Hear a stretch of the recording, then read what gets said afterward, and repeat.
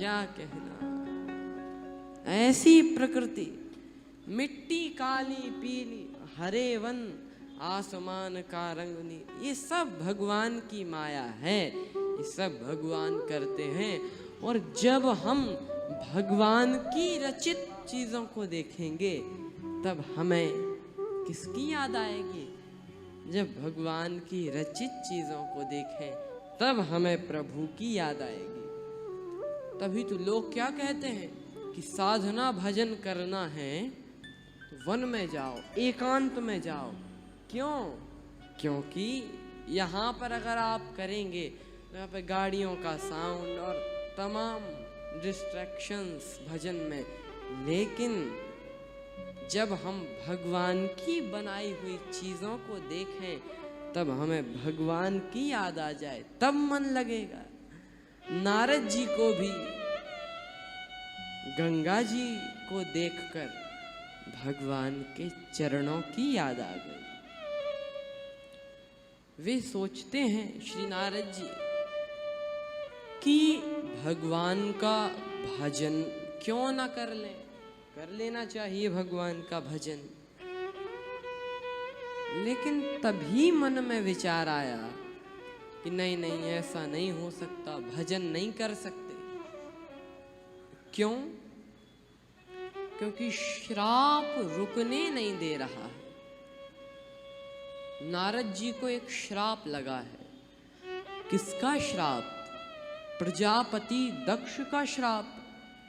वो प्रजापति दक्ष, उनके पुत्र बहुत सारे थे, तो उनके पुत्र जाते वन में साधना भजन के लिए और कुछ वर्ष रहते भगवान के चरणों में, फिर अपने गृहस्थ आश्रम में प्रवेश कर लेते। लेकिन जैसे ही ये प्रजापति दक्ष के पुत्र साधना करके लौटने लगते, नारद जी मार्ग में ही मिल जाते और ऐसा उपदेश करते कि फिर वे प्रजापति दक्ष के पुत्र वापस लौटते ही नहीं, भगवान का भजन ही कर लेते। अब देखो, नारद जी कोई गलत काम तो कर नहीं रहे थे, बाबा ही बना रहे थे। आप सरिस सबहिं चह कीन्हा, बाबा ही तो बना रहे थे। और प्रजापति दक्ष ने उन्हें श्राप दे दिया। क्यों? वो कोई गलत काम तो कर नहीं रहे थे। देखो भाई, बाबा होना तो बहुत अच्छा है, लेकिन यह बात भी सोचनी चाहिए कि अगर सब बाबा बन जाएंगे तो बाबा बनने बंद हो जाएंगे कि नहीं। जब कोई विवाह ही नहीं करेगा तो पुत्र कैसे, साधु कौन बने फिर? इसीलिए प्रजापति दक्ष ने श्राप दे दिया। लेकिन एक मन में आश्चर्य होता है कि प्रजापति दक्ष गृहस्थ और नारद जी विरक्त वैष्णव साधु, एक गृहस्थ का श्राप एक विरक्त को लग गया। ये तो बड़ी अटपटी बात है, समझ में आती नहीं है। अगर सही बात बताएं तो गृहस्थ आश्रम विरक्त से भी बड़ा है। कैसे? तभी तो कहा धन्यो गृहस्थ आश्रमः। श्राप लग गया नारद जी को। और वाकई में नारद जी भी सही काम कर रहे थे और प्रजापति दक्ष भी सही काम कर रहे थे।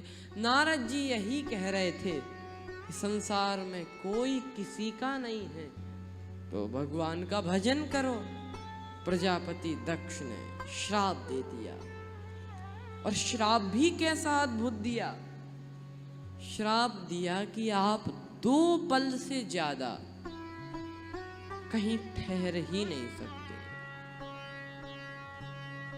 अब तो नारद जी संत हैं, सोचने लगे बहुत बढ़िया रहा।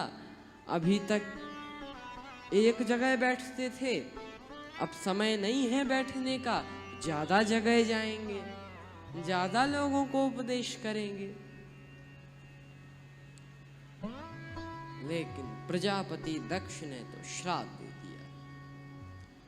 लेकिन अब तक तो प्रसन्न थे, लेकिन जब बात आई भगवान के भजन की तो सोचने लगे कि यहाँ पर हिमालय राज में ही गंगा जी के किनारे रुककर ही भगवान का भजन करें, सीताराम सीताराम राम राम राम राम। लेकिन रुके कैसे? श्राप तो कह रहा है कि 2 पल से ज्यादा कहीं ठहर ही नहीं सकते।